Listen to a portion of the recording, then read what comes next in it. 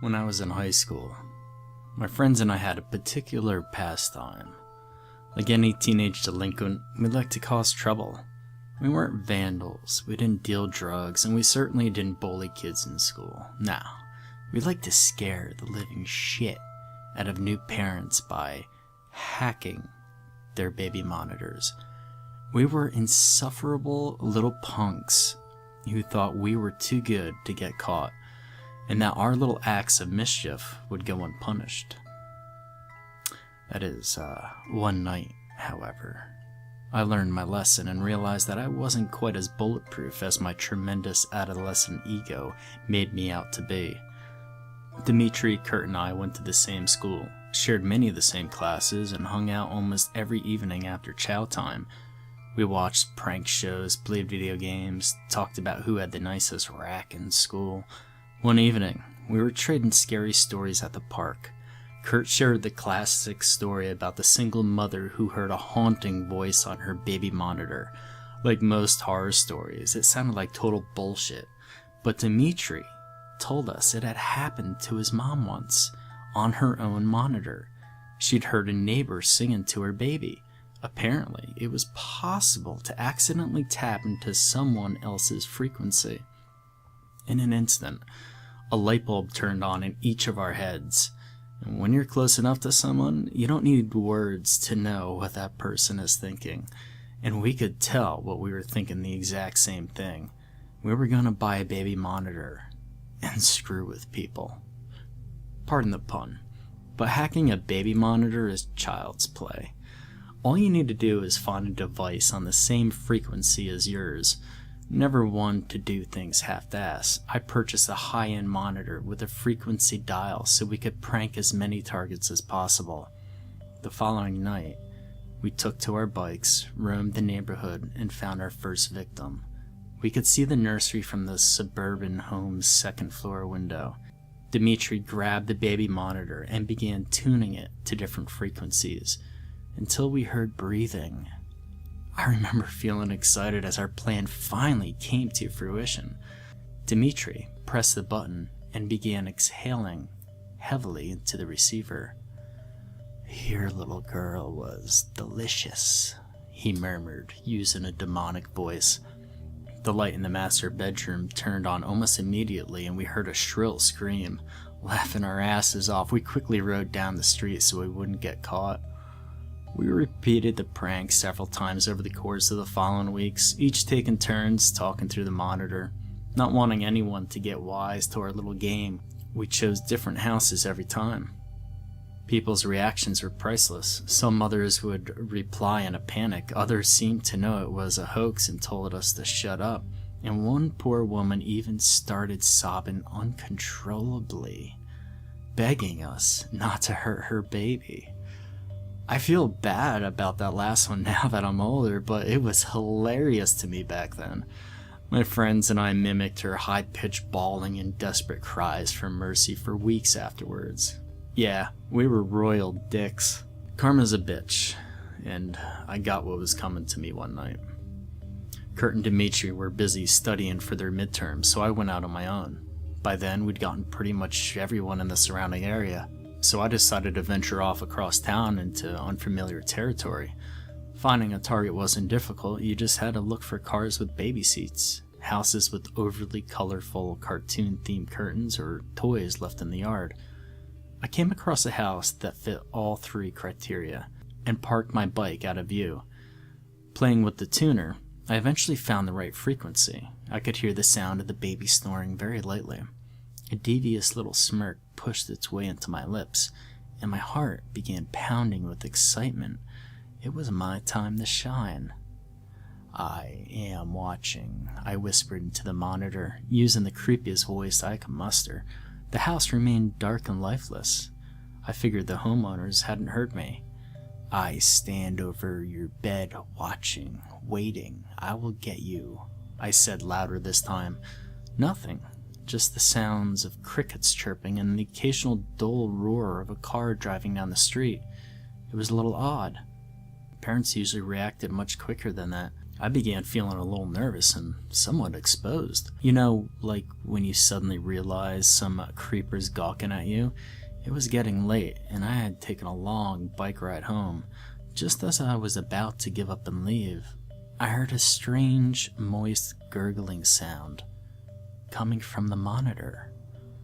The quiet, rhythmic snores ceased, and I assumed the baby had woken up and was about to start crying. Instead, a man spoke to me. "You're the one being watched now, Juan," he said softly. My stomach pirouetted at his words. How did he know my name? I felt sick. Something was very wrong, and I could feel it in my bones. I glanced up at the nursery window and saw a silhouette standing there watching me. Had he been there the whole time? The air was thick and difficult to inhale. Though perhaps fear was making it hard to breathe. My body quivered uncontrollably as a sense of dread poured into every inch of me. I climbed on my bike, pedaling desperately to get away. Part of me thought I was overreacting, but the overwhelming need to flee overpowered my rational mind. "You can't run. I know where you live, Juan," continued the man even as I turned the corner. I flew down the street, not stopping until I reached the busy boulevard. Surrounded by cars and a few late-night joggers, I felt safe. "Your hoodie will run red with blood, boy," whispered the man, still talking through the baby monitor in my pocket. A passerby gave me a nasty look as I yelped loudly in fear, practically ripping my hoodie in my frantic attempt at removing it. To the stranger, I must have looked like some snotty kid tripping balls or something. He didn't know I was in genuine distress, so I don't blame him for walking off with an insulted huff, though I wish he had offered me help instead. After stuffing the hoodie into my backpack, I noticed my name scrawled on the back. It was my fucking school jacket. No wonder that bastard knew my name. It then occurred to me that baby monitors were fairly short-ranged, so I was obviously being followed. I nervously glanced around to try to identify my stalker. Was it the empty-looking van down the street? The guy walking his dog? The car that had just driven by? Either way, the last thing I wanted to hear was that voice again, so I turned off the device and started pedaling toward my home. Fear had heightened my senses, and I began to notice every motion of the trees in the breeze, every crackle of twigs under my wheels, and every car that zipped past me. I flinched whenever anyone came near, paranoid that whatever had spoken to me through the baby monitor was going to catch up. Fortunately, I made it home without incident. I parked the bike in my garage and crawled up the stairs to my bedroom. In one careless motion, I tossed my backpack and the baby monitor in the corner of my room and dove under my sheets like an Olympic swimmer. It doesn't matter how old you are, nothing feels safer than being under your blanket. I closed my eyes, hoping I'd be able to calm down enough to catch a few hours of rest before class. But then I heard static coming from the monitor across the room. The monitor that was supposed to be off. "Sweet dreams, Juan," said the voice that still haunts my nightmares. I didn't sleep a wink that night. I was too frightened to get out of bed until sunrise. When I got up, my first order of business was to remove the battery from the monitor and throw it in the trash. I didn't want anything to do with it anymore. I came up with an excuse to get my buddies so they wouldn't think I was a huge pussy. With massive bags under my eyes, I got dressed, had breakfast, and went to school. It wasn't until a few days later that I saw the house on the news.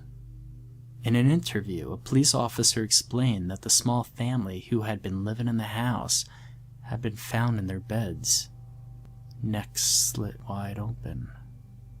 I had been outside when it happened.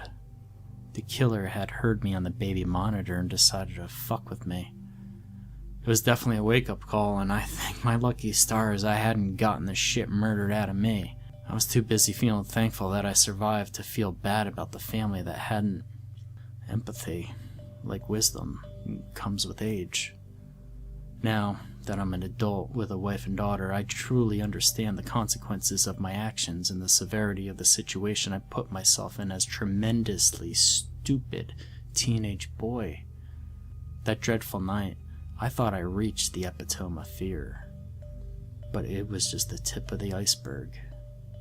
As a father, I now know that fear thrives and multiplies when there's something more precious than your own life at stake. I can't say for sure whether the killer found me again after all these years, or whether a new breed of idiots had the same idea as my friends and I, but I can tell you that I now understand what true terror is. Last night, I heard something on our baby monitor that sent chills into my very soul, shackling me with a paralyzing fear that I doubt will ever leave me. I'm still watching.